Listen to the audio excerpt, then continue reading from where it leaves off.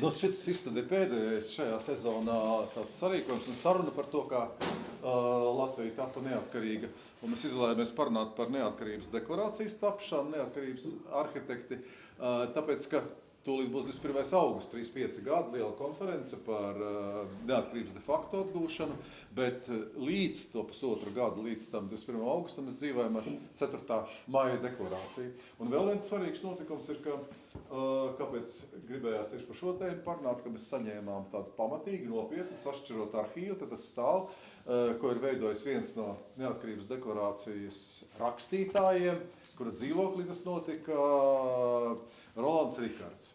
Un to nodeva mums viņa ģimene, un varbūt es Baibai lūkšu dzīves biedrei pastāstīt par to, kas tas tāds ir, kā tas ir tapis, vai tas ir jūsu sašķirots, vai tas ir Rolanda sašķirots, jo mēs muzejā tikai tagad sāksim to pētīt, un droši vien, ka nākotnē zinātnieki arī ķersies klāt pie šī arhīva.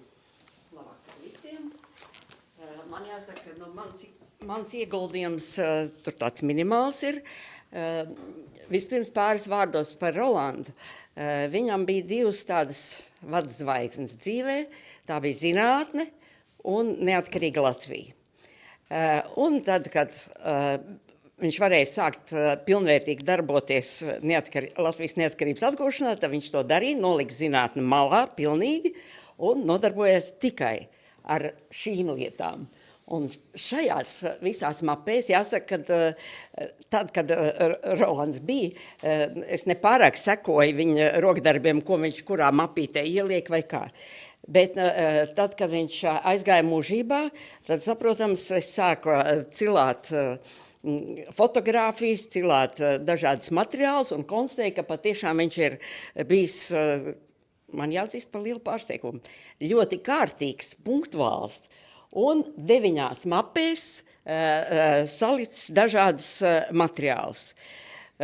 Un uz katras tās mapes jūs varat vēlāk apstīties, tur ir arī lapiņa, kur uzrakstīts saturs galvenais, teiksim, par augstākās padomes vēlēšanām, par neatkarības deklarāciju, par dažādām konstitūcijām, kā jau jūs ziniet, viņš nebija ne politiķis, ne arī vēsturnieks, un tiesības zinātnes arī nebija viņa pamats zināšanas, bet viņš ļoti mācījās un ļoti tam pievērsās. Un tādēļ arī vienā no tām mapēm ir dažādas konstitūcijas. To, ko es atceros, bija Norvēģijas konstitūcija. Viņš visur iedziļinājās. Nu, ne jau velti, viņš bija kādu laiku arī Egila Levita padomnieks, kā tieslietu ministra padomnieks, jo viņš tiešām iedziļinājās ļoti nopietni. Tas nebija tāds, ka pārlas vienkārši, viņš tiešām gatavojās. Tātad vienā no tām mapēm arī šādi materiāli ir, un viņš ir arī vācis avīžu izgriezums un avīzes, kur ir gan par deklarāciju, gan par vēlēšanām, gan arī par viņu personīgi.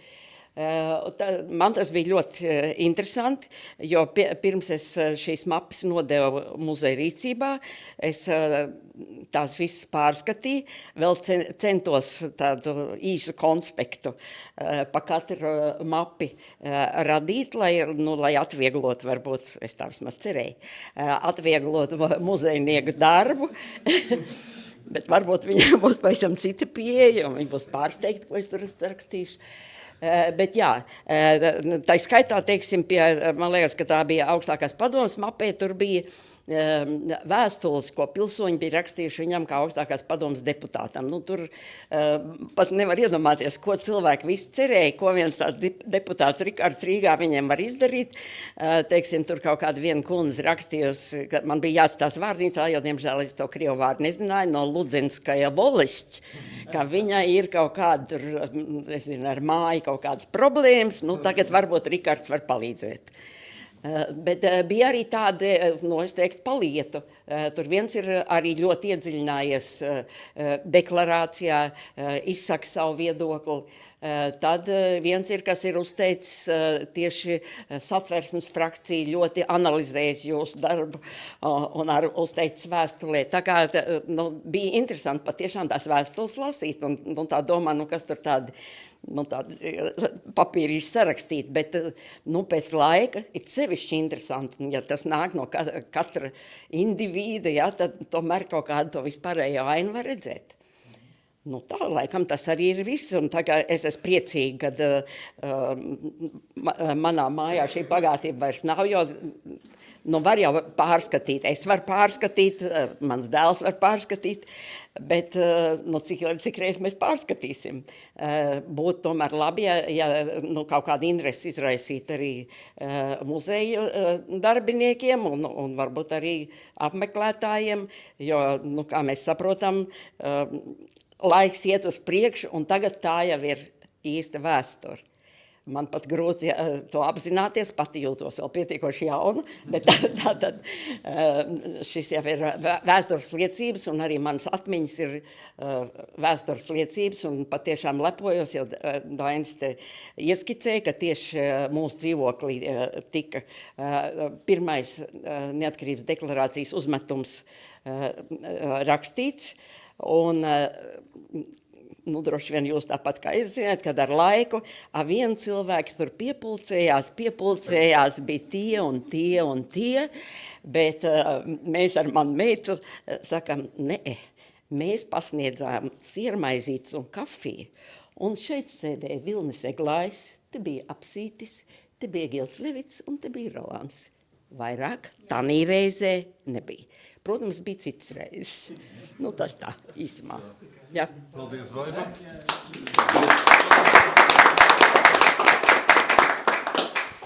Droši vien šie materiāli tiks arī godam izmantoti.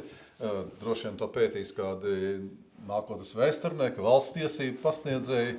Un kas zina, bet es ceru, ka tas nebūs vajadzīgs, ka kādā vienā brīdī vajadzēs vilkt ārā, lai rakstītu jaunu deklarāciju. Es domāju, ka varbūt šī mums ir mācība, lai mēs to nekad neatkārtotu un nepieļautu, ka mēs savu neatkarību arī kaut kādā veidā pazaudētu. Mēs, protams, bija arī Baibai fotogrāfijas, kur viss pie tā slavenā galdiņa sēž, tāds Art Deco 30. gadu galdiņš aplēš, un mēs te muzejā brīnījāmies, kā tik daudz cilvēku pie tā galdiņa varēja sasēsties, kā tur nolikt dokuments, un kā tur vēl tas sieramaizīts un tēja. Varat arī tas tējas pēc būs kaut kur uz tiem papīriem atrodamas. Bet, šī ir tomēr tāda vērtība, tāds valsts fundaments.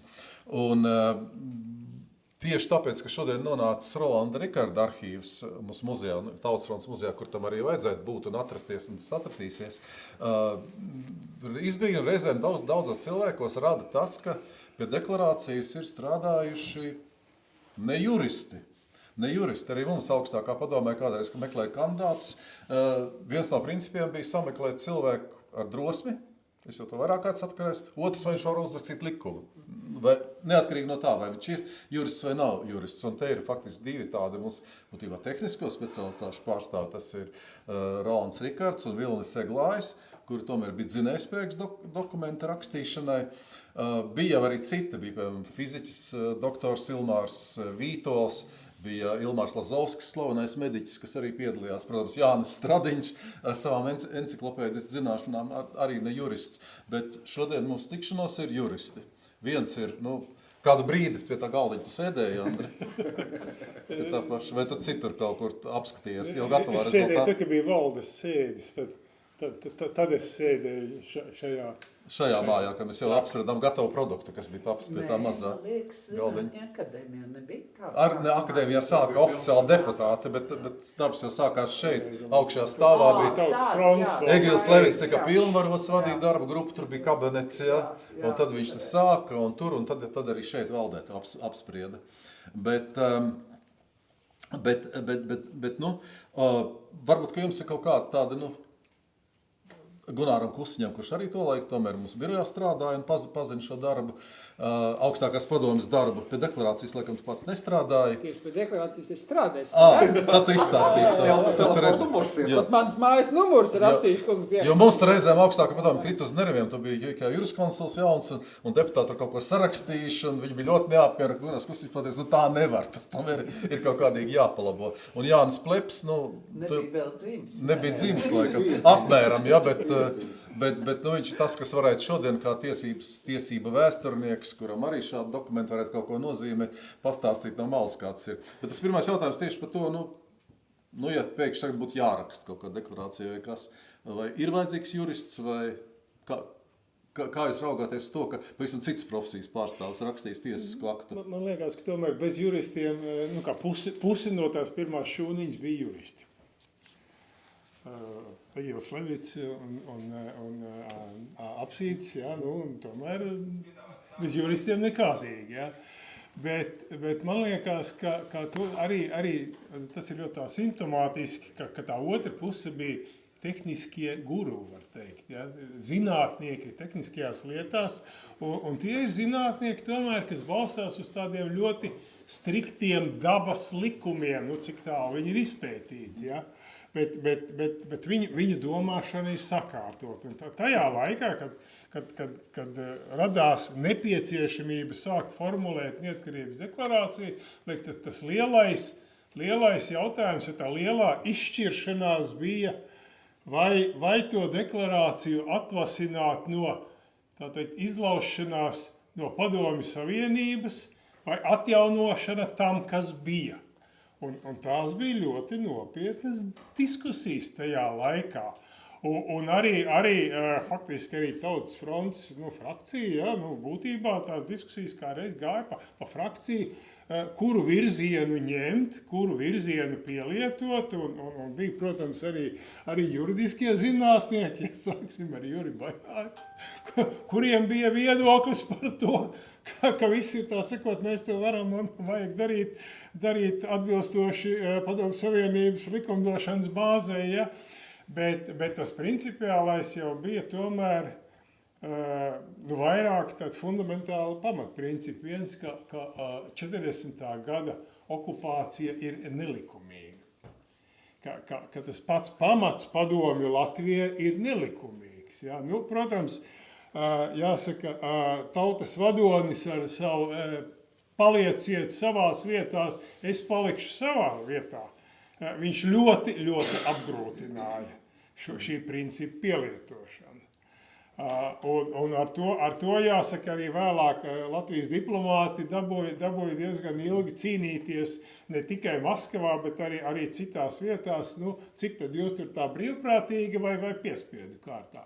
Bet tas bija tas pirmais princips, un tur katrā ziņā mums ļoti palīdzēja arī 50 gadu ilga Latvijas diplomātijas vēsture, tātad mūsu diplomātiskās pārstāvniecības, gan Londonā, gan Vašingtonā un arī citās vietās, kuras uzturēja šo te de jure neatzīšanas principu, ja, kad šī okupācija ir nelikumīga. Tālākais bija atjaunot vai turpināt, kas arī nozīmē, ka Latvijas valsts de jure turpinās, viņa nekur nav pazudusi. Un tātad mēs, var teikt, ielecam atpakaļ tajā upē, no kuras esam izrauti. Un tas ir arī tāds fundamentāls princips, ka mēs atjaunojam to pašu pirmo Latvijas republiku. Nevis būvējam otro, nevis jaunu. Nevis 4. māja republika, arī, es domāju, pietiekam daudz komentāru ir par to, bet nē, tas nebija tas pamatprincips, uz kura šī Latvijas valsts tika atjaunota. Un šie divi pamatprincipi, man liekas, sagāja kopā tieši šajā tehnisko zinātnieku domāšanas veidā un arī juridisko zinātnieku domāšanas veidā. Ja. Tādā veidā arī šis četrnieks sāka veidot neatkarības deklarāciju, un būtībā tas sākās ar to, ka tiek atjaunoti pirmie Satversmes 3 panti. Un tas ir tas fundaments visam tālākajam. Protams, arī tālāk jau tas, par ko Egīls nebija lielā sajūsmā, tas bija tas pārējais periods, kur bija bīstamība. Bet es nezinu, man bija arī tajā laikā bija tāda sajūta, ka teiksim, tā providences roka tomēr vada visu to lietu uz priekšu un neļaus nogriezties, jo pietiekami daudz bija, neraugoties uz to, ka bija zinātnieki, bija citi, kas ik pa brīdim tā kā mēģināja nolikt no tā ceļa un atrast kādu sāņu staku, kā arī varbūt varētu aiziet tikai, kur nebija zināms uz kurieni. Tomēr tas lielais vairākums tautas frontes skaidri apzinājās to ceļu, pa ko ir jāiet. Un tādā veidā arī man liekas, tas pants par pārējais periodu 4. maija deklarācijā kalpoja precīzi tam mērķim, kam viņš tika uzrakstīts. Un nokalpoja līdz 21. augustam, un tad viņš beidzās ļoti loģiski un gan juridiski precīzi, gan arī laikmatam atbilstoši beidzās, un tas viss notika līdz galam. 21. augustā tika pielikts punkts arī juridiskai Latvijas valsts atjaunošanai. Tā kā, man liekas, tā bija tāda laba juridiskās un eksaktās domāšanas simbioze, kas noveda to vienīgo, precīzo un taisno ceļu atpakaļ pie tās Latvijas atjaunošanas, kura tika radīta 18. gada 18. novembrī. Mēs jau varētu vienmēr runāt to, kā būtu, ja būtu. Un vispār reizēm ir vērts arī par to parunāt, jo vēsture jau daudz kur atkārtojas. Bet Andris jau iedēja to sarunu par tām domstarpībām, ja viedokļiem radīt jaunu Latvijas Republiku ar jaunu konstitūciju, radīt kaut ko ļoti tādu mīkstu, noteiktu variantu, jo mēs jau atradāmies spīlēs. Bija Lietuvas deklarācija, kas bija pilnīgi paziņoja no nulles, viņi pat nekus neuzsaucās, ka ir Lietuvas valsts nodibināta. Visiem pilsonība, kas, protams, mums ar Latvijai un Igaunijai nederēja. Savukārt Igauni bija nikni tajā brīdī, kad viņi uzzināja, ko lietuvieši pieņēmuši. Igauni bija tomēr mūsu kopējās Baltijas padomas apspriedēs runājuši par to, ka vajadzētu noteikt pārejas periodu. Viņiem pie tam bija tie, kas bija ievēlēti Tautas frontē, Rahvarini, bija saspīlētas attiecības, jeb arī atkarības attiecības ar Igaunijas pilsoņu kongresu, kurš pastāvēja to, ka šī okupācijas laikā ievēlētā Igaunijas augstākā padome neleģitīma, un tāpēc viņi var runāt tikai par pārejas periodu, viņi arī pieņēma tā, ka pārejas periods. Un mēs izgājām uz šo kompromisu, ka ir tas, un vakar bija tāds liels skaists sarīkojums Peteram veltīts, un es mājās pāršķirsīju to lielo Petera grāmatu, kur apkopota viņa raksta. Daudz, kas jau, ko viņš teica, bet sistēmiski salikts kopā. Un Peters tur vienā vietā arī runā par to, ka varbūt, ka vajadzētu mums svinēt 21. augustu, nevis 4. maiju. Es tam nepiekrītu, jo viņš saka, redz, kā Igauni rīkojās racionāli, jo viņi pasludināja pārējais periodu, kas patiešām tā arī bija. Kā tev, Gunār, tu tāds jauns jurists bija ienācis iekšā, tu biji noteikti studējis pie mūsu pīlariem, jurisprudences pie Bišķara, Meļķīša, droši vien plotnieku, klausies Bojāra viņus. Viņi bija tie, kas vairāk vilka uz to jaunās Latvijas PSR radīšanu. Un tu tomēr atradies tādā atbildīgā postenī, ka tev arī vajadzēja kaut ko iepīkstēties pie lieliem grandiem, strādājot pie neatkarības deklarācijas. Jā, paldies. Es gribētu sadalīt tā kā divās daļās šo savu uzstāšanos. Pirmā uzstāšanās būs varbūt tāda nedaudz provokatīva tādā ziņā, ka es izteikšu minējumus. Un patiešām, kā būtu, ja būtu, bet man ļoti gribējās to, kā būtu, ja būtu.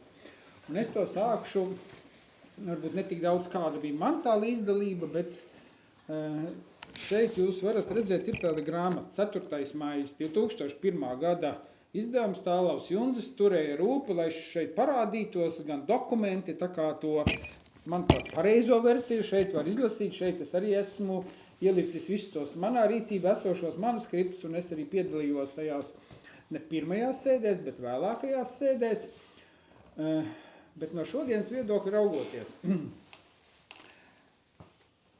kā ir piefiksēts? Egils Levits ir apsolījis LTF priekšsēdētājam Dainim Ivānam priekšlikumu par valsts atjaunošanas tiesisko noformēšanu, un tas ir noticis gan, pasakot kaut ko no fiksēts Dainim Ivānam un Ivaram Godmanim, dažas dienas pirms 8. marta vēlēšanām. 18. marta vēlēšanām. Tur, jā, tas augšā. Tur. Un es tagad uzdošu atkal provokatīvu jautājumu. Ja Egils nebūtu bijis Latvijā?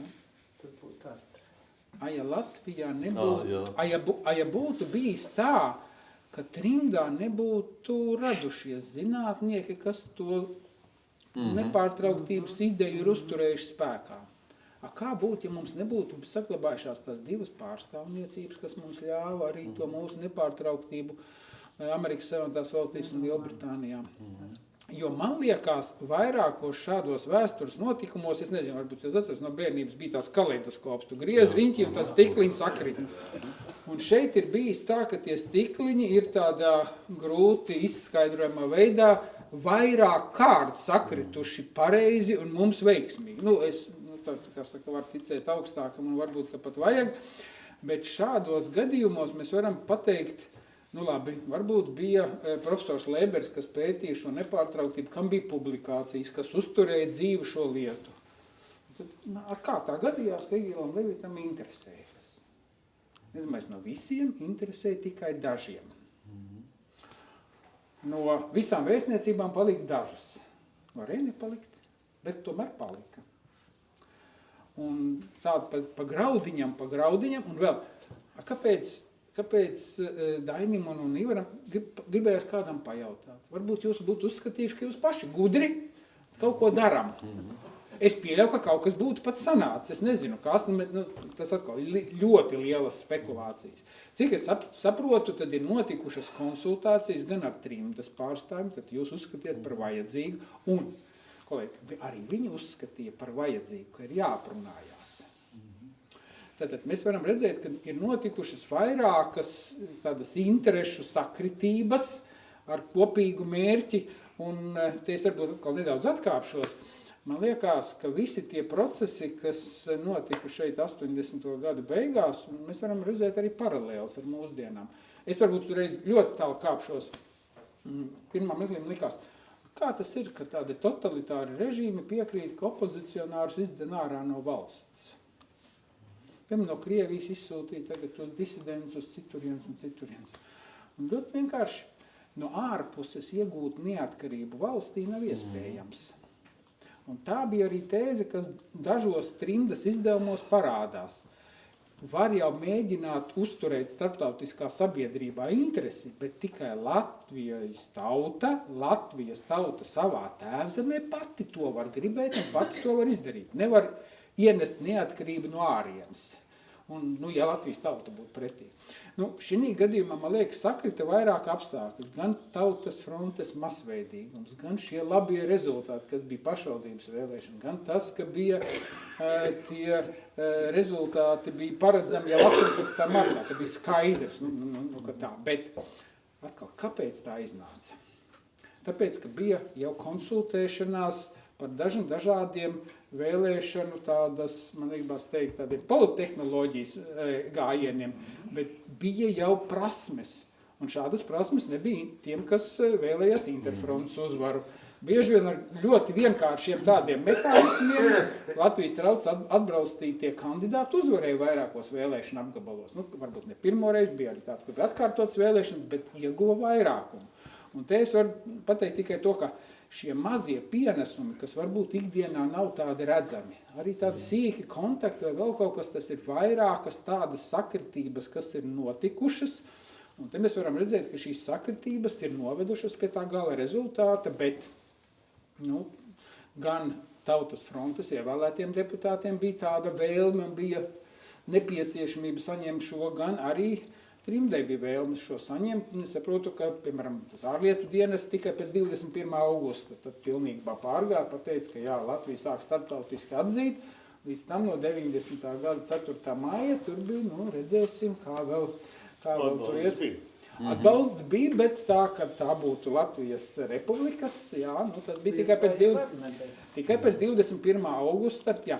Bet tagad atgriežoties pie tās 4. māja ieceres, man jāsaka tā, ka ir ļoti labi, ka ir palikuši daudzi manuskripti, un man ir liels prieks ieraudzīt arī profesora Rikārda dokuments, arī man iznāca strādāt, jo pēc tā mana līdzdalība izpaudās, ka es nebiju pie tā Art Deco galdiņa, vai gan Art Deco galdiņš skaists, gan kompānija brīnišķīgi, bet toreiz pieļauju, ka bija garšīgs, jā, bet toreiz darba grupas vadītājs bija noteikts Apsītis, Rolands Apsītis, un Romāns Apsītis uzaicināja man kā tādu jaunu aspirantu piedalīties tajā konsultantu grupā. Un tad es redzu, ka Romāns Apsītis ar savu kaligrāfisko rokrakstu, viss ir pierakstījis, katram telefonu, kur zvanīts, kam ir zvanīts, kas ir piekritis, kas nav atbildējis.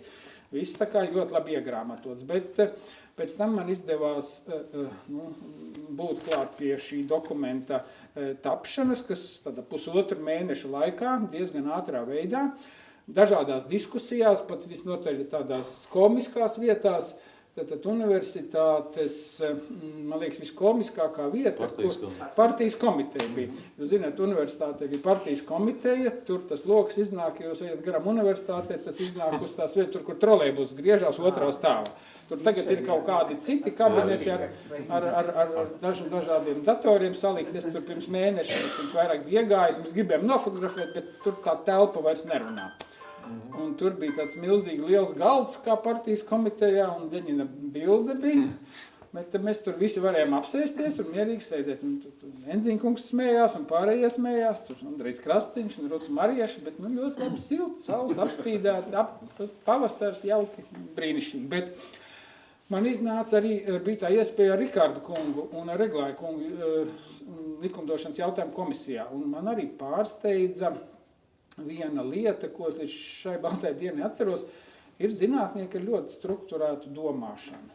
Un es teiksim, tāpēc fiziķi, ķīmiķi, vēl kaut kā, viņi domā ļoti strukturēti, apbrīnojami. Es teiktu, lai labi domātu, ir arī prasmīgi jālieto vārdu, bet ar tāda domāšanas kopas. Un es līdz šai baltai dienai atceros gan dažādas izteikumus, bet to, ko es vienu arī teicu, kad, piemēram, Reglāja kungs, kas bija ne jurists, bet viņš ir viens no autoriem mūsu izvēlētajai vēlēšanu sistēmai, un kaut kas jauns, un viņš atnāk un saka, es šitādu piedāvāju, un es saku, kaut kas tāds, bet tur nesanāk. Vai tā var būt? Un viņš saka, tā nevar būt, pēc matemātikas tic man. Un patiešām, tad, kad balsoja par 5. Saeimas vēlēšanu likumu, es neesmu pārliecināts, ka daudz deputāti saprot to sistēmu. Es neesmu pārliecināts, ka arī šobrīd saprot. Bet tā savstarpējā uzticēšanās un vienkārši cilvēks pārzina šo jomu un tāda milzīga uzticēšanās, ka patiešām tas tā ir. Un varbūt tas laiks atšķirās no mūsdienām diezgan daudz un dažādos aspektos, bet tas, ka nav jābūt juristam, lai piedalītos, negribās daudz piemērus tālu saukt. Es domāju, jūs daudz atceraties neatkarības laikā, 90. gadu sākumā bija tāds Modris Lujāns, kas piedalījās dažādās aktivitātēs un vēl viss kaut kas. Un es kā līdz šai dienai atkal atceros, labi, Saeimā notiek likuma projekta gatavošana, man liekas, bija 5. Saeimas deputāts arī, par gājieniem piketiem. Un viņš bija ievēlēts deputāts, un viņš saka, jā, bet šo var apiet tādā veidā. Mēs sakam, labi, tad mēs šito. Viņš saka, bet šito vēl kaut kā var apiet. Mēs viņu tā kā stimulējam, ko tu vēl vari izdomāt, kā? Jo viens ir skatīties no vienām pozīcijām, bet viņš bija tāds profesionāls protestētājs, mītiņu organizators, un viņš savādākām acīm uz to visu skatās. Man liekas, ka ir nepieciešami dažādi. Vai var bez juristiem? Manuprāt, nē, bet es nesaku, ka nav iespējams, jo dažkārt arī kaut kādus emocionāli pacelējušus dokumentus var uzrakstīt arī citi cilvēki. Man liekas, ir vairākas konstitūcijas, kuru preambulas rakstījuši dažādi dzejnieki un kas ir tādi iedvesmojuši, labi, bet tas ir tāds konstitūcijas preambula. Katrā ziņā ir ļoti labi, ja šādi dokumenti ir saglabājušies, un noteikti Rikārda kunga saglabātās mapes noteikti dos kaut kādu papildus pienesumu. Jā. Paldies. Jāni, paņem mikrofonu.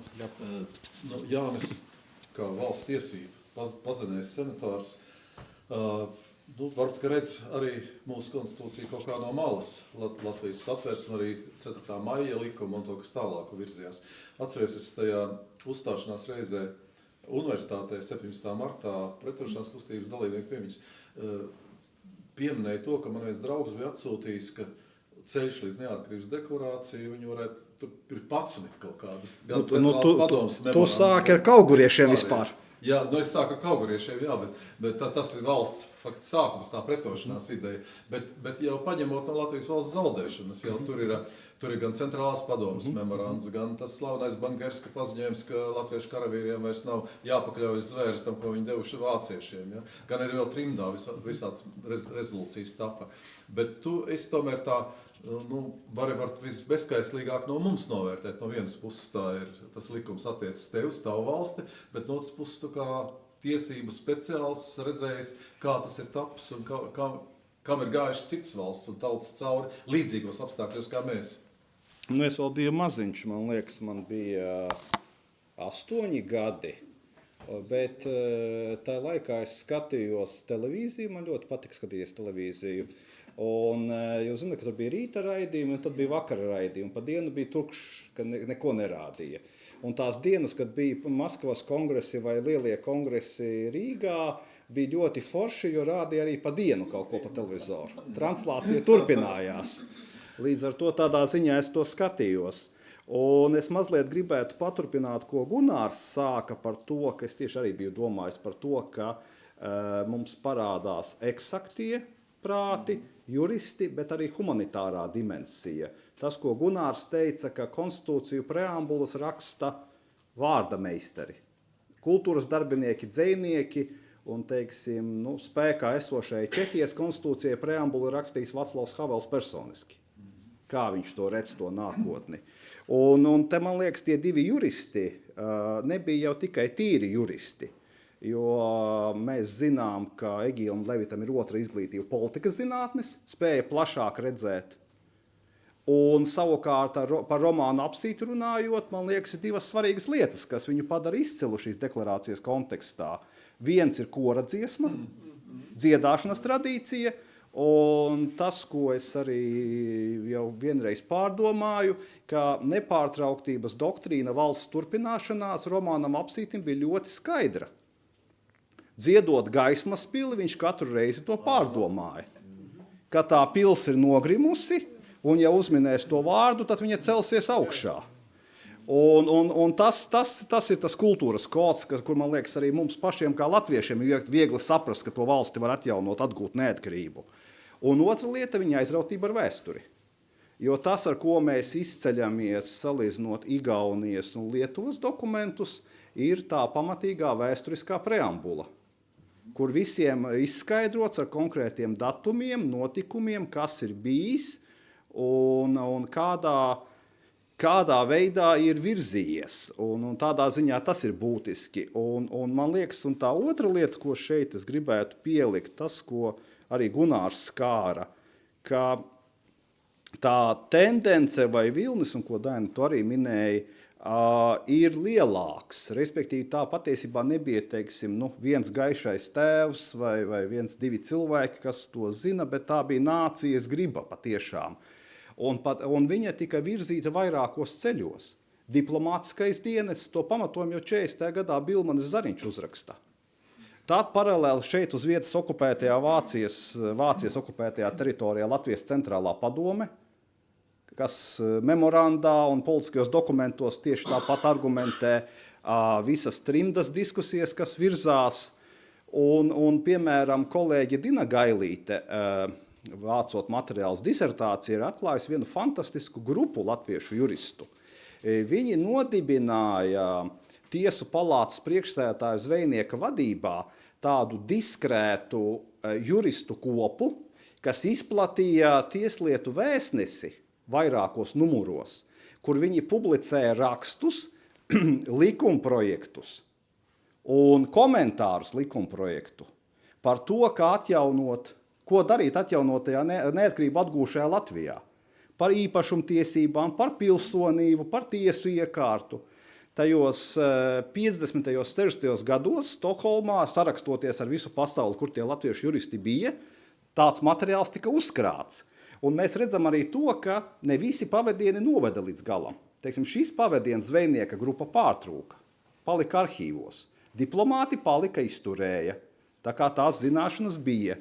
Un vēl viens būtisks faktors, kas jau izskanēja, ir Dietrichs Andrejs Lebers, kurš patiesībā tos dokumentus vāca un veda iekšā gan Latvijā, gan Igaunijā visus materiālus par Molotovu-Ribbentropu paktu, par nepārtrauktību, vecos likumus, vecos spriedumu krājumus. Man šķiet par savu naudu kopēja, drukāja, pavairoja, dalīja.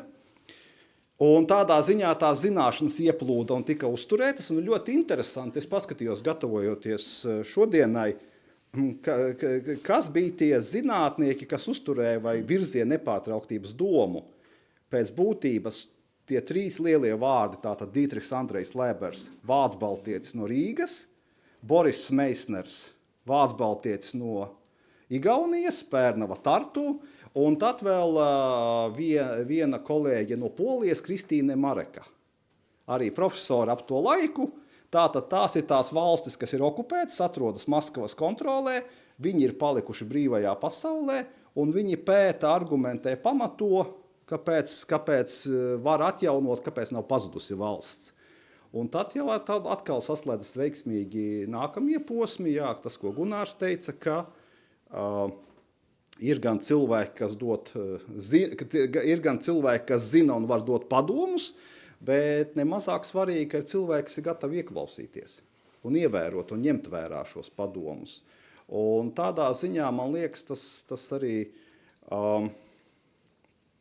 tas ir interesanti, ka tā koncepcija, tas tas tehniskais regulējums, viņš jau patiešām ir dzīvojis un tam līdzīgi, bet tas, ko pievienojas augstākā padoma, pirms tam Tautas fronta darba grupa, ir tas apdarinājums, ja tā var teikt. Nosaukums, struktūra, preambula plašā, un tas ir mazliet vairāk par tādu tehniski juridisko dokumentu. Un tādā ziņā man liekas, ka arī tu sāki par to, kur dienu svinēt, 4. maiju vai 21. augustu. Man jau liktos, ka jo vairāk valstisku svētku netraucē. Jo, ja mēs sevi salīdzinām ar lietuviešiem, mēs esam ļoti pieticīgi uz valstisko atceri. Pastaigājiet pa Kauņas ielām. Tur katra māja ir dokumentēta, ka šajā mājā dzīvoja tāds deputāts, tajā mājā dzīvoja ministri. Šeit bija tas. Piemēram, Kauņā ir marķētas visas vietas, kur bija vecās sūtniecības. Tā vēsture ir klātesoša ikdienā. Un mēs, man liekas, gan publiskajos svētkos, gan publiskajā ārtelpā esam ļoti ieturēti tādi pieticīgi ar valstisko atceri. Jā. Ja drīkst arī mans komentāri. Man liekas, var jau šad un tad pateoretizēt, kas būtu, ja būtu, bet man liekas, šis ir tas gadījums, kad tā pati ideja bija tik spēcīga, ka viņa pakļāva tā idejai pakļāvās cilvēki, kas uzskatīja, ka šīs idejas dēļ ir vērts viņu uzturēt un strādāt. Ja? Un tā tas notika gan ar Löberu, gan ar Meisneru, gan ar Levitu, gan ar mūsu vēstniecībām, ne jau arī tukšā vietā. Es domāju, ja mums neglabātos zelts gan Londonā, gan Vašingtonā, tad tās vēstniecības uzturēšana nebūtu bijusi tik vienkārša. Ja? Neaizmirsīsim, ka no 88. gada mēs uzturējām arī Lietuvas vēstniecību Vašingtonā, jo viņiem pašiem naudiņa beidzās. Ideja palika, bet naudiņa beidzās, un mēs viņus uzturējām. Tā kā tā ideja jau arī determinē cilvēku rīcību, ja tā ideja jābūt tai tik vērtai. Mēs, man liekas, viņu arī diezgan tādā līdzsvarotā, precīzā pozīcijā arī pieņēmām. Lietuvieši, kā jau lietuvieši, radīja no jauna. Igauņi apmaldījās mazliet viņi savās deklarācijās, viņi pieņēma vienu, otru, trešu, katru pa gabaliņām kaut ko nostiprināja, un beigās nevarēja saprast, kur tad ir svētki. Kura tad ir tā īstā deklarācija, kura tad ir tā svētku diena. Faktiski viņi tos savus svētkus mazliet pazaudēja, un tad dabīgi, 20. augusts, tur jau nav ko vairāks. Tas tad ir tā svinamā diena. Mums šī diena faktiski lietuvieši radīja jaunu valsti. Mēs 4. maijā skaidri pateicām, mēs atjaunojam to, kas bija. To pašu Latviju, kas tika radīta 18. gadā. Un tāpēc arī, kā es arī šeit tiekoties vienalga vai skolās vai kaut kur citur, arī saku, kāpēc 4. maijs? 21. augusts mūsu gadījumā bija zīmogs, ar ko mēs apzīmogojām to brīvību, bet sākt dzīvot kā brīvi cilvēki mēs sākam 4. maijā. Un tā bija tā milzīgā starpība. Tā bija tā sajūta. Ja? Dabīgi valsts bija tā pati, un tie autobusi bija tie paši, un tie maizes veikali un šņabu veikali arī bija tie paši. Ja? Arī 5. maijā, bet mēs bijām citi. Mēs sākām dzīvot kā brīvi cilvēki. Sākām mācīties īstenībā dzīvot kā brīvi cilvēki, jo nepratām jau vēl toreiz. Nezinājām, ko tas īsti nozīmē, bet zinājām, uz kurieni mums jāiet. Tā kā, protams, var filozofēt, bet man liekas, ka tas ir arī tas, kas viena no tām puzles sastāvdaļām bija, ka pie šāda secinājuma nonāca gan juristi, kā Romāns Apsīts, kā Igils Levits. Toreiz gan es atceros, Bojārs bija stipri kritisks vispār. Viens tāds jauns jurists no Rietumvācijas, kas kaut ko ir pētījis par pilsonību, nekas īpaši nopietnas nav, bet viņš ir diezgan aktīvs. Jā. Apmēram tas bija tāds Bojāra vērtējums par Igilu Levitu. Ja. Bet pie šī secinājuma nonāca gan juristi, gan arī eksaktie zinātnieki. Ja? Un man liekas, tas ir vienkārši tāds piemērs, kas nebija nejaušs. Tā nejaušība, tāpat kā mēs nejauši nonācām līdz 4. maijam un deklarācijām tieši tādā veidā, kāda viņa bija. Ja, pirms tam jau bija gan Tautas fronts kongress, gan 31. maija aicinājums, gan tikšanās Abrenē, un tas viss tika gatavots. Arī tas puzlis tika likts, tikai mēs nevienu brīdi nepazaudējām tā puzļa sastāvdaļas. Mēs viņus vienkārši likām klāt. Ja drīkst, es uzreiz reaģēšu uz Andra teikto. Man liekas, ka vēl viens faktors, par ko man ir hipotēze, Gunārs apstiprinās vai nolieks, mēs neesam pieminējuši profesori Līnu Birziņu. Un tās Franču revolūciju studijas, kas bija ļoti svarīgas Padomju Savienībā. Tā sakot, komunistiskā sistēma skatījās uz revolucionāro Franciju kā idejisko priekšteci, un daudzos punktos mēs varam redzēt, ka tur zemapziņā iespējams kaut kas saslēdzās no tās mocīšanās ar tām revolūcijām, visu pārējo un konstitūcijām, jo 2 punkti, tas, ko Dainis stāsta, ka Škapars esot teicis, ka celsim barikādes. Kas ceļ barikādes? 19. gadsimtā bija klasiska franču revolucionārā metode. Ja kaut kas notiek, Parīzē tiek celtas barikādes, mēs zinām ikonisko gleznu brīvību uz barikādēm. Kaut kur tas kodā bija. Ko darīt? Ielās un barikādes. Un otra lieta par šo te nepārtrauktību un iepriekšējās sistēmas atjaunošanu - restaurācijas ideja. Ka tepat Jelgavā dzīvoja Burbonu princis, kas pēc tam kļuva par Ludviku 18. Respektīvi, ka ir iespējams atcelt revolūcijas laika kārtību un atgriezt atpakaļ to pagājušo, kas ir gāstā. Un viss tas 19. gadsimts Francijā jau patiesībā tieši tas pats ir, ka vieni paskrien uz priekšu, tad griežas atpakaļ, un šo ļoti labi, man liekas, ka parāda 4. maija debatas saprat arī pretinieki. Jo visa Alfrēda Rubika runa 4. maijā augstākajā padomē ir par to, ka to nevar apgriezt atpakaļ.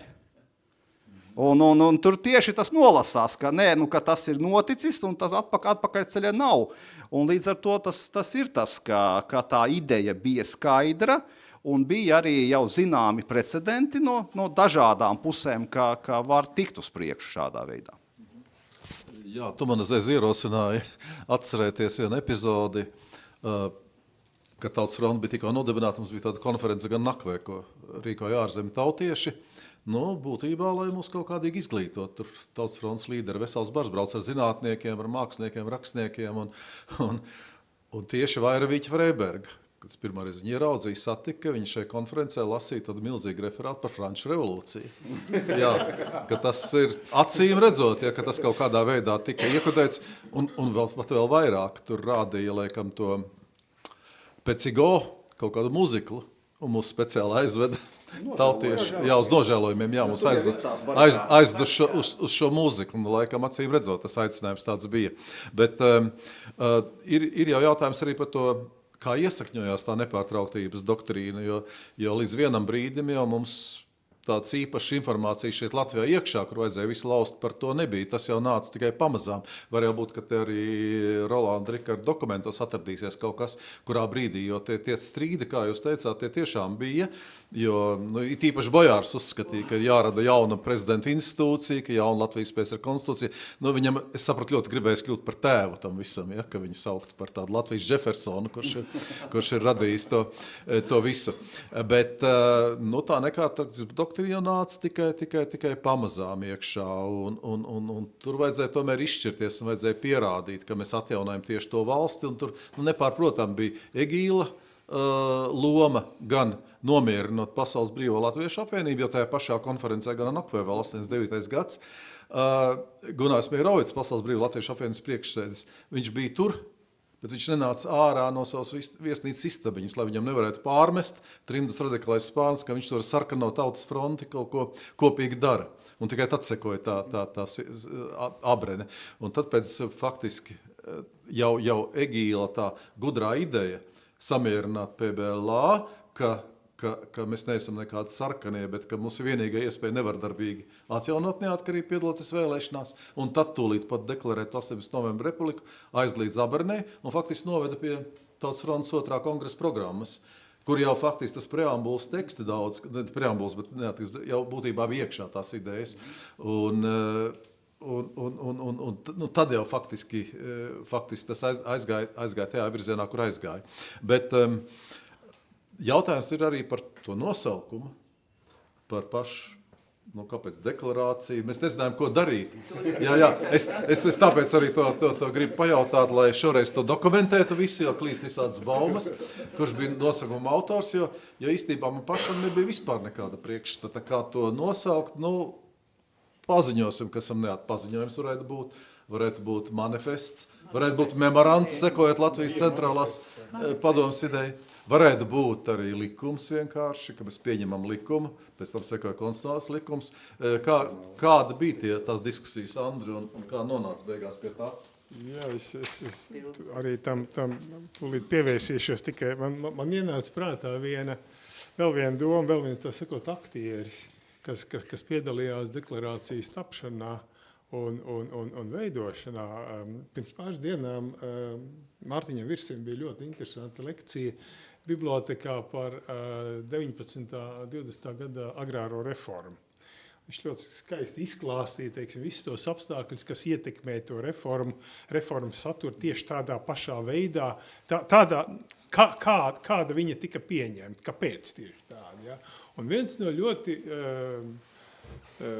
būtiskiem argumentiem, kas viņu ietekmē šīs reformas saturu, ko bija izpētījis Jans Altmans, manuprāt, bija komunikatīvā atmiņa. Tā ir tā atmiņa, kas saglabājās nerakstīta, bet saglabājās no paaudzes paaudzē, ir apmēram 80-100 gadu garumā, Un tas bija tas ārkārtīgi spēcīgais arguments, kas Latvijā darbojās. Jo komunikatīvā atmiņa patiešām visus šos 50 gadus arī okupētajā Latvijā bija ārkārtīgi spēcīgs ietekmes līdzeklis. Ja? Vienkārši no paudzes paudzē, no vecvecākiem vecākiem, no vecākiem bērniem, no vecvecākiem mazbērniem.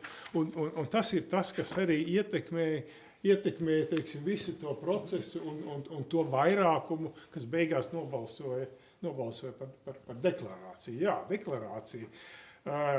Bija patiešām, jāsaka, 3. maijs, 3. maijs, jā. 3. maijs man arī ir zināma atmiņā palicis, kad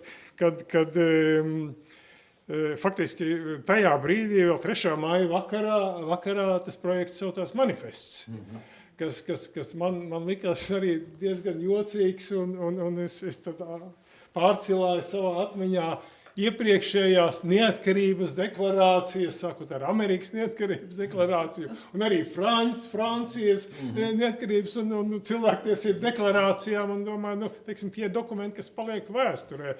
Un tad tas vēl viens moments, kas ir manā atmiņā, tas bija tāds pilnīgi jau no sevis izvests, absolūti, teiksim, gatavs kraut katram godmanis, kas teica, vēl nevienu labojumu vairāk, visi esam beiguši, nedrīkst. Ja? Un tad pieceļās Teikmans saka, Klau, nobalsosim tomēr par to, ka tas saucās deklarācija. Un visi tā ātri uzšauj rokas gar savu, un labi, tad būs deklarācija, jo Godmanis jau bija patiešām izvests no sevis. Viņam bija bail, ka nedodies vēl kaut ko pilnīgi stulbu, kāds kaut ko piedāvās uz balsošanu, kad visi jau sīkumi bija balsot, pārbalsot, un kad vairāk neko, kā šodien to saka, nedrīkst to likumu vērt vaļā, jo tad sabalsos nezinu ko. Ja?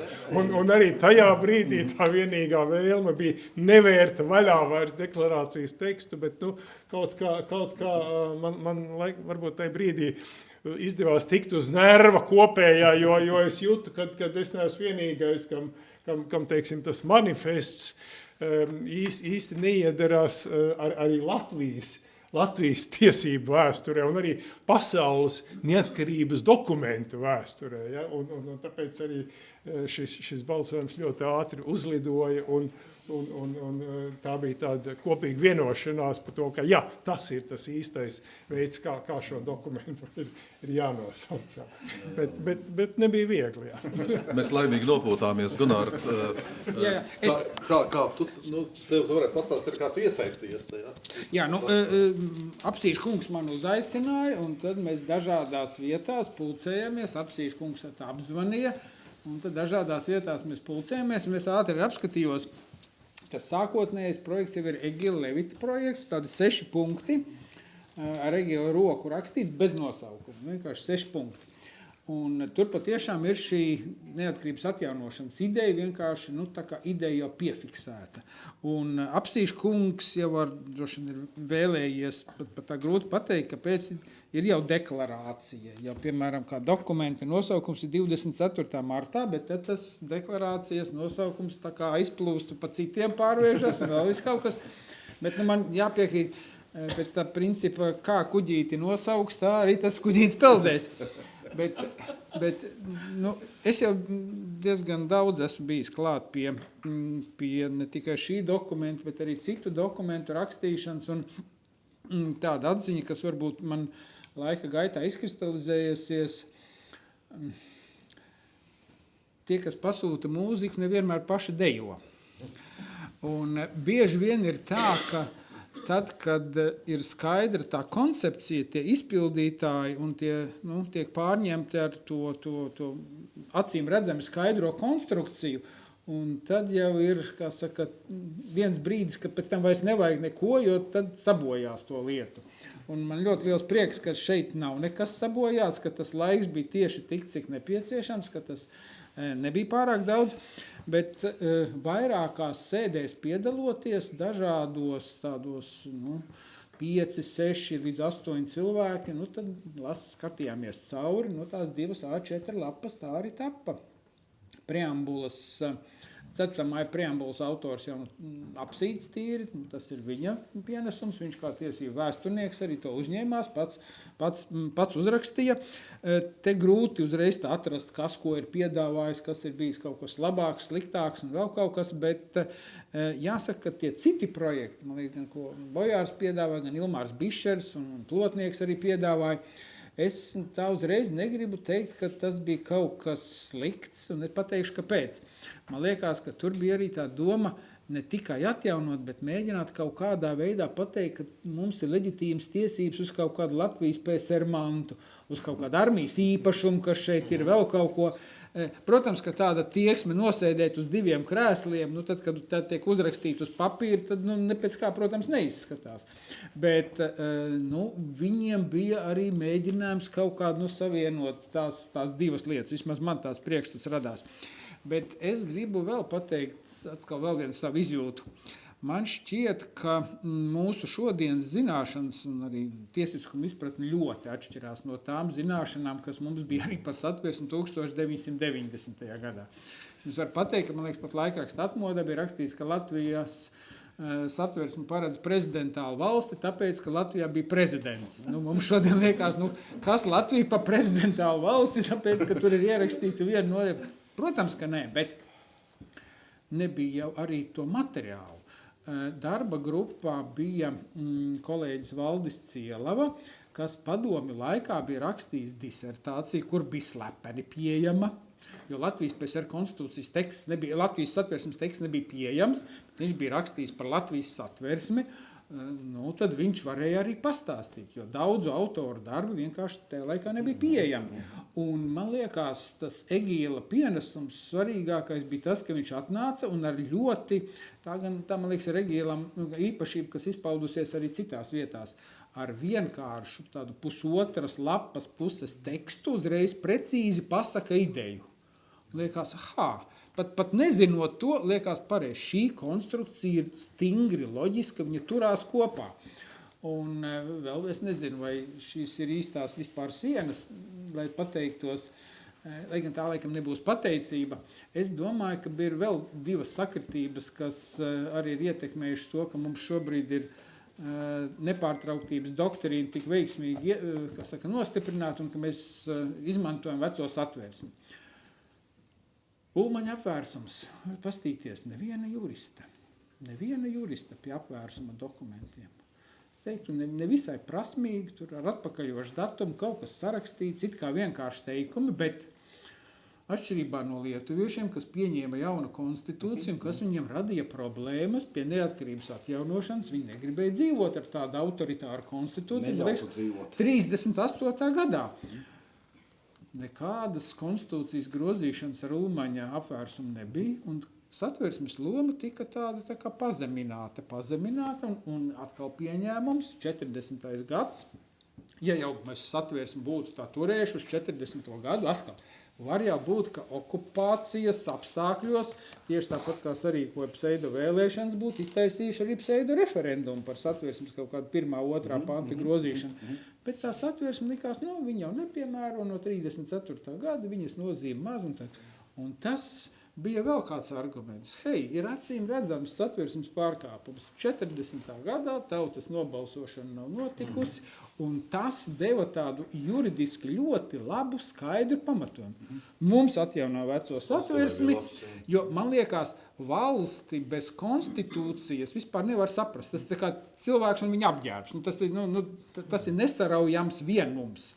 Un mums bija tā iespēja, mums ir iespēja paņemt veco konstitūciju, mēs atjaunām uz neatkarības idejas pamata, un 40. gada notikums mums bija iespēja pateikt, nebija tautas nobalsošanas, mums ir dzelžains arguments. Kāds, Jānim, tad pirmais jautājums, dažas pārējā varēsiet atbildēt, tur ir tas punkts, kas netika īstenots neatkarības deklarācijā, tas ir pārējais periods beidz, tas ir viss kārtībā, tas bija strīdīgais punkts, ko Egīls ļoti dusmīgs bija. Jā, dusmīgi ņemēt. Bet tur arī par konstitucionālo tiesu, ka ir likuma būtībā, tiesiskā ziņā tur bija pilnīgi putra Latvijā, jo bija Latvijas PSR likumi, it kā atjaunoja pirmos konstitūcijas pantus, katru dienu mēs dragājām, faktiski mēnesī bija 29 likumdošanas akti, tā, man liekas, kā drukājumā mašīna, ka mēs strādājām katru dienu, bet tad tas arguments bija, ja kaut kas būs sajies dēlī, tad to izšķirs konstitucionālā tiesa, ko mēs tā arī neradījām un pat nepieķērāmies pie tās, ja? Vai bija jēga šādam pantam vai šādam nodomam, vai jau sākotnēji vajadzēja paredzēt, ka tas jāgaida līdz neatkarības atjaunošanai. Tā konstrukcija bija ļoti moderna un laikmetīga, respektīvi tas, ko Gunārs minēja par lietuviešiem, ka viņiem un arī igauniem patiesībā viņiem abiem bija autoritārās konstitūcijas, un tās varēja atjaunot tikai simboliski, jo tā kā dziedāja labvēlīgais tips, Eiropā nesaprastu. 38. gada konstitūcijas ar prezidentālu režīmu un visām šīm lietām. Un attiecīgi mūsu gadījumā satversme bija un vienīgā. Un to varēja atjaunot. Un jā, Ulmaņa režīms funkcionē ārkārtīgi unikāli. Man šķiet vienīgais režīms bez skaidra konstitucionālā akta. Bet, starp citu, arī augstākās padomes laikā tas konstitucionālais regulējums arī ir tāds ļoti komplicēts un pie tam maz pētīts. Jo tas ir interesants jautājums, kā tas funkcionēja. Un, piemēram, tie likumi, ko Dainis teica, kas tika rakstīti, mēs dažkārt viņus novērtējam pārāk zemu vai esam aizmirsuši. Jo, piemēram, ir viens fundamentāls likums par mazākumu tautībām un kultūras autonomiju, kas joprojām ir spēkā. Ļoti tālējošs konceptuāls likums. Līdzīgi augstākās padomes lēmums par holokausta nosodīšanu. Likums par presi. Arī, jā. Gada decembris. Un starp citu, mani doktoranti mani pārliecināja galīgi, ka atkal mēs pārāk zemu arī vērtējam 21. gada cilvēka un pilsoņa tiesību un pienākumu, to konstitucionālo likumu par cilvēktiesībām. Ja mēs tagad viņu paskatāmies, ļoti moderns, labs cilvēktiesību katalogs. Un tā ir vēl viens virziens, par ko var papētīt un kur vajadzētu skatīties, kā tas viss funkcionēja un kas tur tapa. Bet runājot par konstitucionālo tiesu, jā, tā bija tā ideja, ka tas visu atrisinās, un man liekas, Egils Levits arī komentārā raksta, ja radīsies kaut kādas domstarpības, konstitucionāla tiesa atrisinās. Bet man liekas, un tad ar to ir augstākās padomes laiks ļoti unikāls, ka politiskās varas centrs bija augstākajā padomē. Valdība bija tehniska, un tiesu vara arī bija skatīja civillietas, krimināllietas, administratīvo pārkāpumu lietas, kas tur vēl bija saskaņā ar kodeksiem, bet tas politiskās varas pilnīgais centrs faktiski bija augstākā padome. Un tur ir jautājums, mums izdevās iemontēt satversmes tiesu pie satversmē, pie Saeimas stipras. Vai būtu izdevies iemontēt stipru konstitucionālo tiesu pie stipras augstākās padomes? Starp citu, viena valsts to mēģināja – Krievija. Atceraties, Krievijā palika augstākā padome ar padomju tradīcijām, tad viņi pielika klāt tautas vēlētu prezidentu Jeļcinu un vēl stipru konstitucionālo tiesu, kur Zorkina vadībā, viņš joprojām ir priekšsēdētājs. Viņi vēl iesaistījās tajā konfliktā starp augstāko padomi un prezidentu, kas beidzās ar tankiem otrais Maskavā. Un tur nekas labs nebija tajā cīņā. Tā kā varbūt arī labi, ka to toreiz vēl neizdarīja. Nesabojāja labu mantu, kā saka. Bet, lai neliktos, ka lietuviešiem vai igauņiem viss labāk gāja, lietuvieši paredzēja konstitucionālo tiesu jau 92. gada konstitūcijā, ka būs, bet kas notika, viņi ļoti ilgu laiku vilcinājās viņu izveidot, jo viņi saprata, ka konstitucionālā tiesa traucēs reformas. Privatizāciju, īpašuma atdošanu, visas lielās reformu likumi, kas tiek pieņemti, ja viņi iecelt konstitucionālo tiesu, tā kā tas bija Ungārijā, Polijā tajā laikā. Tas vēl viens spēlētājs, kas kaut ko ietekmē, un tās reformas nevar notikt tik ātri. Un Lietuvā konstitucionālo tiesu izveidoja kuriozu iemesla dēļ. Konstitūcijā bija rakstīts, ka ievēlētā prezidenta zvērestu pieņem konstitucionālās tiesas priekšsēdētājs. Brazauskas jau bija ievēlēts, un viņam vajadzēja dot zvērestu.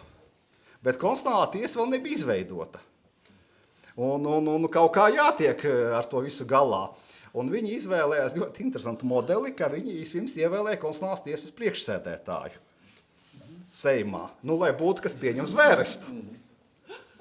Jozas Žiļis, Endziņa kolēģis, man liekas arī, viņš bija juridiskā dienesta vadītājs augstākās padomes. Viņš tika ievēlēts par konstitucionālās tiesas priekšsēdētāju ar domu pieņemt Brazauskas zvērestu tajā 93. gada janvārī. Nu, un atkal, bet tas bija atkal pirmais solis. Ja tas priekšsēdētājs ir ievēlēts, viņam kaut ko vajag vadīt. Un tā lietuvieši tika pie konstitucionālās tiesas mazliet ātrāk pāris gadus nekā mēs.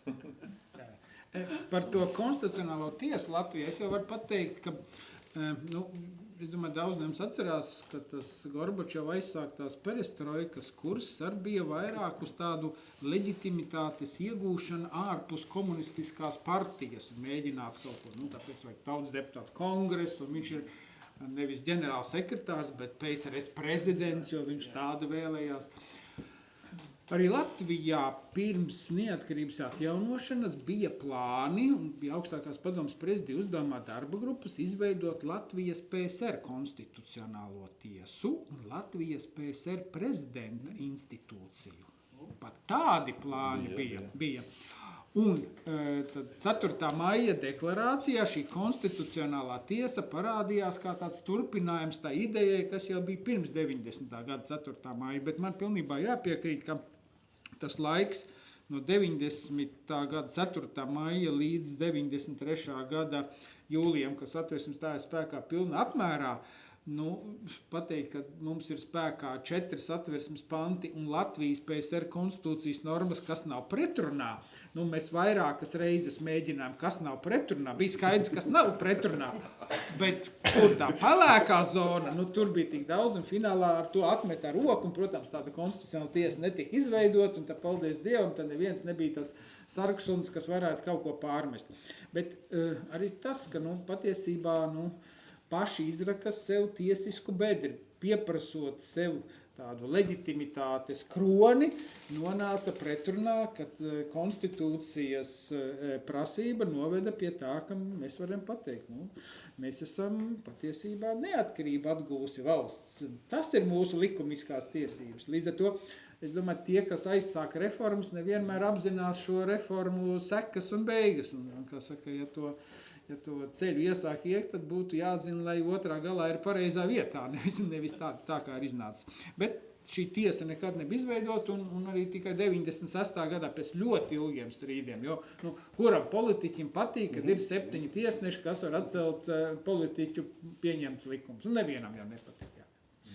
Jā, to mēs tad neaktualizējām, bet vēl viens tā, virzoties beigām sarunai, tā 4. maija deklarācija nebūtu nekādas jēgas, ja to neviens nepildītu, jo būtībā tā bija deklarācija, un tikai labā griba varēja šo deklarāciju pildīt.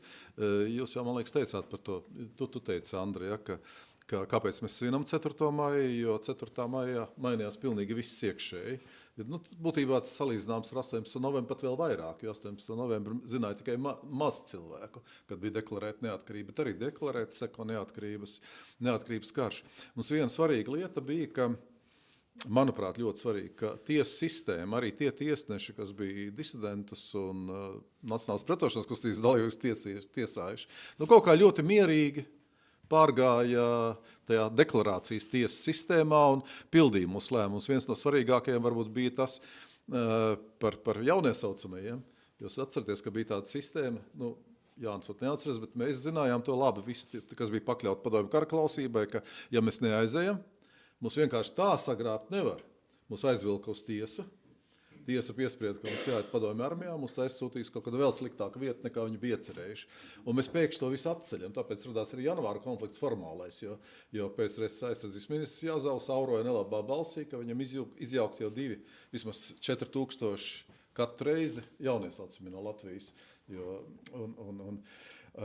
Tā kā svarīgi bija tā pašvaldības pilda, tiesas sistēma pilda, un Andrim noteikti ir kaut kā, tu nāc no tiesām tomēr toreiz, ja tiesnesis tu bija laikam sākumā.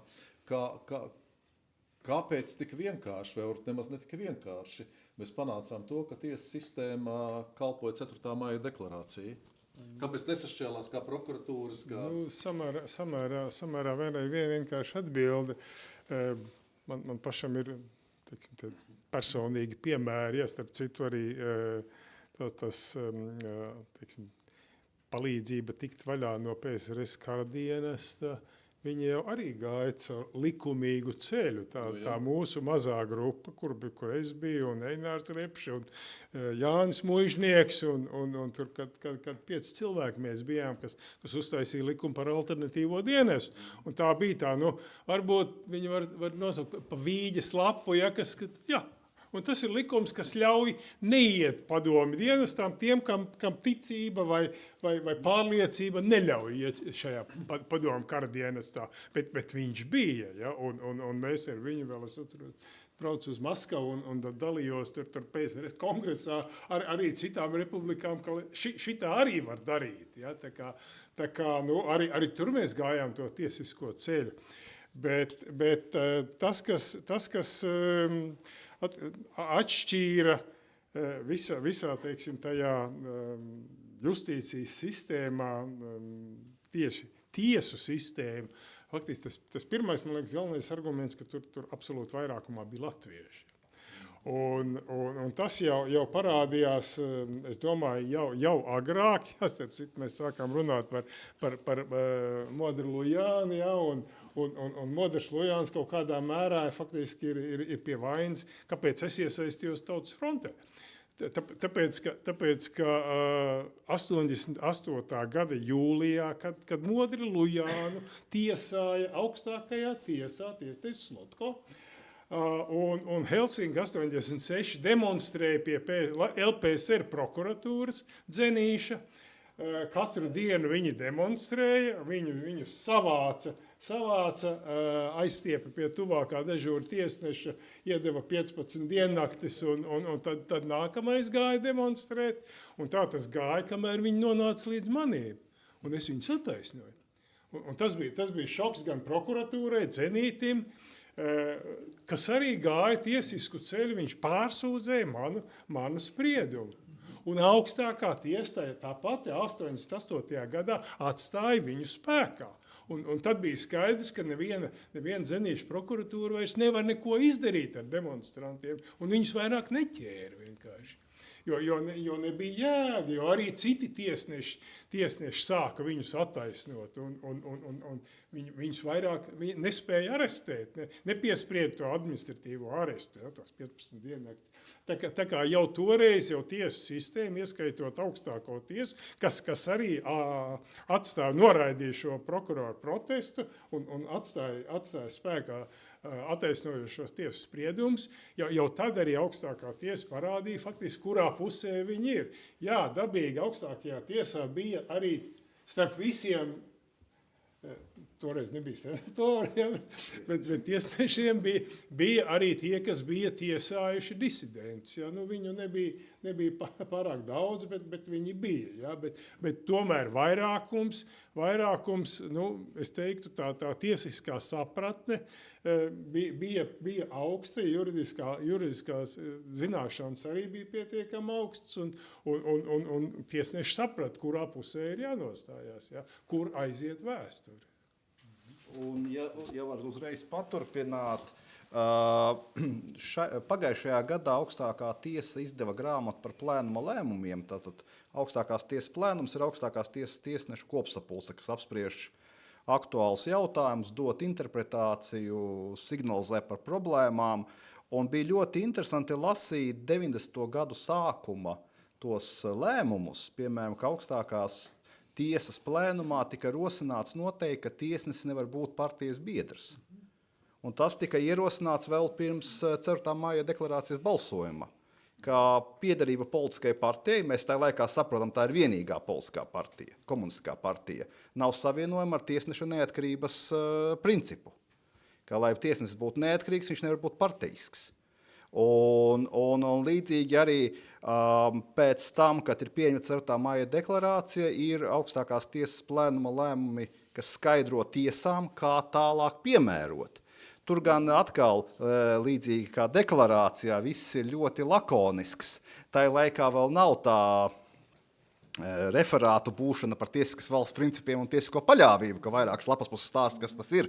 Vienkārši, bet konkrēts norādījums, ka pieturēties pie deklarācijas, piemērot tādus aktus tik tālu, cik tālu nav pretrunā ierastais, bet doma un signāls ir pilnīgi skaidrs, un tādā ziņā arī tas joprojām spēkā esošais likums par tiesu varu, kuru Gvido Zemribo rakstīja. Nu, tur paveicās arī, ka Gvido Zemribo aizrautība bija ārvalstu konstitucionālās tiesības, un viņam ļoti patika Amerikas Savienoto Valstu modelis. Viņš augstāko tiesu redzēja kā ASV augstāko tiesu. Un attiecīgi tajā likumā arī tās lietas ir saliktas. Tā kā tas bija tajā ziņā atkal, kā tā piemērošana notiek, un tiesas bija latviskas. Man liekas, Andri, tu tas bija, kas teica, ka sarunā pie Andreja, es nekļūdos par to, kāpēc tiesās bija vairāk latvieši, jo okupācijas vara gribēja parādīt, ka savējie tiesā savējos.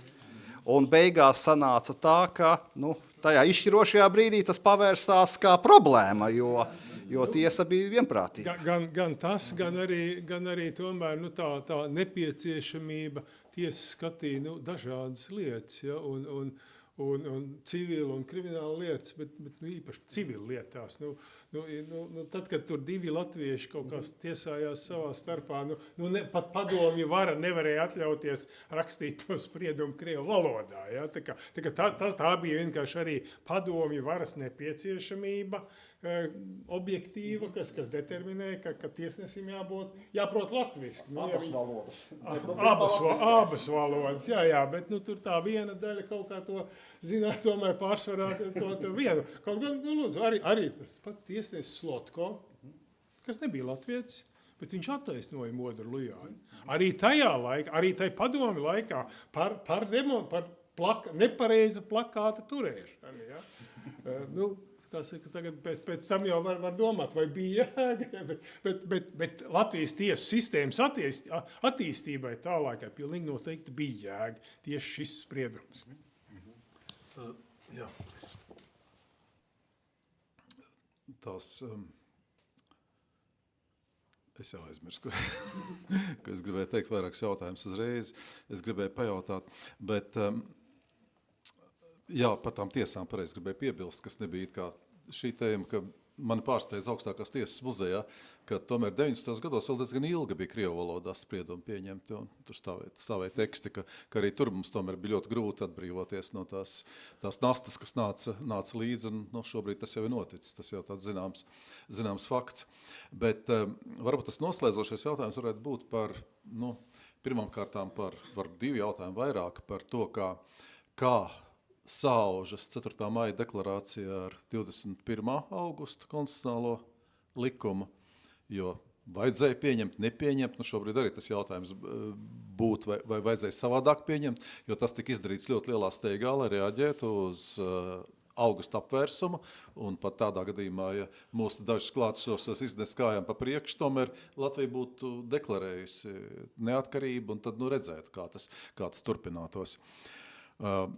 Un vēl varbūt ir tas tā otrā jautājuma daļa būtu turpmākai dzīvošanai, kā šādas tiesiskās reformas, konstitucionālas reformas sasaistīt ar to, ko mēs sākām ar tām tautas vajadzībām, jo mēs zinātnieki, arī viens zinātnieks mums no augstākās padomas ir klāt, piedalījās neatkarības deklarācijas rakstīšanā. Un es kādos senos kursos Šveicē biju mācīties demokrātiju, un tur mūs vadāja un rādīja, kā Šveicē pieņem likumus. Tur viens tas ir viņiem tā priekšrocība pret mums, ka tur ir tās 4 valodas. Likums 4 valodās, gribot, negribot, atrod optimālāko variantu. Bet otrs, kas mani pārsteidz, ka pieņem likuma, un tad sasauc kaut kādu komisiju. Es nezinu to juridisko terminu, kā viņi sauc, bet tur ir ugunsdzēsējs, tur ir muzeja apkopēji, tur ir muzeja zinātniskā līdzstrādniece, tur ir kaut kāda friziere, ja? Un viņiem liek izlasīt to likumu. Un tajā brīdī, ka viens no viņiem saka, es nesaprotu, tad to likumu atdod atpakaļ pārrakstīt. Kā mums tas notiek? Tas tādi vairāk tā kā vēlējumi nākotnē, kā jūs to redzat. Es ļoti īsi un tad došu stafetes kociņu tālāk. Man liekas, 21. augusts patiešām, kā mēs runājam, loģiski izrietē no tās vēstures attīstības gaitas. Un, tos abus dokumentus parasti vislabāk likt kopā un skatīties tā kā Amerikas konstitūcijā, ka ir pamatteksts un tad ir labojumi vai papildinājumi. Pēc būtības tas ir vienkārši tas nākamais, kas to pabeidz un atkal, protams, ātri steigā un drīz vai tur uz minūtēm viss, bet laba juridiskā valoda, skaidra doma un precīzs vēstījums. Tam laikam tas bija ļoti raksturīgi. Un, man liekas, tavs jautājums par tām komisijām un to skaidrību, man liekas, to ievirzīja, ka tas ir tas, ko, man liekas, mēs esam pazaudējuši, respektīvi, kā sakot, juridiski tehniskām debatēm mēs bieži vien pazaudējam to pašu būtību un svarīgāko vēstījumu. Tā kā šeit atkal var pašpikot augstākās padomes laika juridisko tehniku iespējams pat. Tā kā tas, man liekas, ir tam laikam ļoti, ļoti pārliecinoši un labi. Ja kāds nav pamanījis, pirms Gunārs teiks, mums augšā ir medību likuma projekts. Kopija, nevis šeit, bet augšā tur tāda augstākā padomē veltīts zālīte, kāds var kādreiz vajadz apstīties. Un Anna, laikam, zina, ka cilvēki šādi prasa, kāpēc tur tāda rokrakstā? Viņš raksta, kas tas par rokrakstu? Autori it kā Ilma Briņķe, Čepāna vēlāk. Jā. Es viņai prasīju, kāpēc, kas tas par rokrakstu, tas nav tavējais. Man tētis mednieks, viņš man uzrakstīja, kam jābūt teikumā. Viss pareizi. Jā, rokrakstiem kādreiz ir liela nozīme. Man ļoti patīk rokraksti. Nedaudz atkāpjoties Satversmes sapulcē, tad bija Satversmes izstrādāšanas komisija, un tur ir rakstīti protokoli. Jā, droši vien lasīs daudz. Un tad no kādas 10. sēdes ir sekretārs ar labu rokrakstu. Un pirmās sēdes ir cilvēks, es nezinu, tur ir vilnīši, tur ir tādi nesalasāms. Pilnīgi nesalasāms rokraksts. Kas tur ir apspriests, kas ir piefiksēts? Es pieļauju, ka tur būtu interesanti paaicināt kādu cilvēku, kas varētu izlasīt. Gunār, bet īsts aptauciens. Mūsu speciāli strādā un Satversmes komisijas protokoli ir digitalizēti. Mākslīgais intelekts viņus spēja atšifrēt un izlasīt. Tas projekts notiek. Jā. Bet atgriežoties pie šī jautājuma, man liekas, ka grūti runāt par dokumenta estētisko baudījumu, respektīvi, ka lasa tekstu, liekas skaisti. Piemēram, lasām Satversmes tekstu, liekas vienkārši teikumi skaisti, nav tur milzīgi kaut kāds tāds. Līdzīgā tehnika arī 4. maija deklarācija. Tikai 2 A4 lapas, ļoti destilēts, ļoti, tāds. Man liekas, 21. augusts bija burvīga reakcija uz faktiskiem notikumiem Maskavā. 4. maija deklarācijai pateiks, ka pārējais periods beidzās tad, kad mēs varēsim atgūt to Latvijas neatkarību. Izrādījās, ka 4. maija deklarācija paredzēja, ka pārējais periodā mums jāved sarunas ar Maskavu, un izrādās, ka vairs nebija ar ko runāt. Ja nav vairs ar ko runāt, tad pārējais periods beidzies. Lieliski! Un jāsaka tā, ka šis teikums nostrādāja burvīgi, jo uzreiz nākošajās dienās citas valstis Latviju atzina, starptautiski atzina, tā kā tas nostrādāja perfekti. Un, vienmēr var teikt, kurš ir jāsvin. Man nepatīk tādas, man liekas, tas tā pretstāvēšanā. Kāpēc nevar svinēt 2? Tā kā jāsaka, kāpēc? Kāpēc mēs tiekam iespiesti tādās izvēlēs? Tad tev jāizvēlās, ko tu vairāk mīli, tēvu vai māti. Nevar abus 2 kopā. Kāpēc nevar abus 2 kopā? Un man šķiet, ka šī gadījumā nebūtu pareizi kaut ko vienu pacelt virs otra.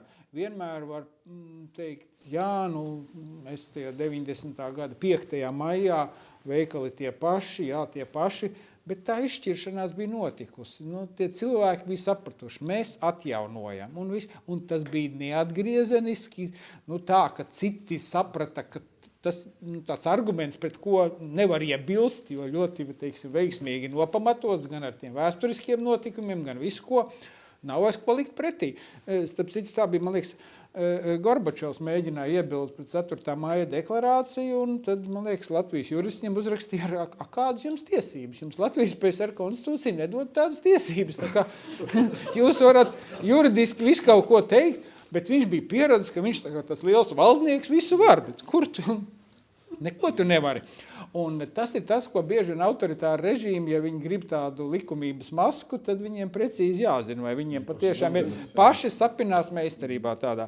Bet man šķiet, ka abi datumi noteikti ir jāsvin, un es teiktu, tas ir tāds pienākums to turpināt un darīt, vai tā paliek. Man arī liekas, ka tās abi dokumenti ir tās brīvības monētas abas puses, ja, jo viens nevar bez otra, jo 4. maijs faktiski Latvijas robežās Latviju izmainīja.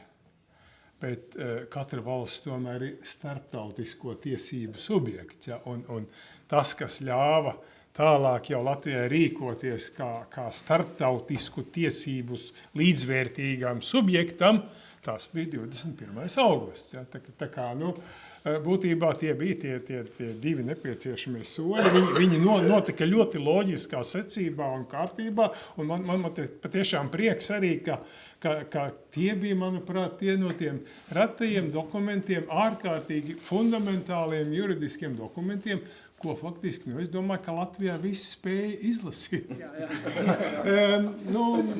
Ja mēs salīdzinām pēc nozīmes salīdzinām, teiksim, līdzvērtīgu dokumentu, piemēram, Latvijas līgumu par iestāšanos Eiropas Savienībā, kad 300 lapas, ja? Kurš ir lasījis?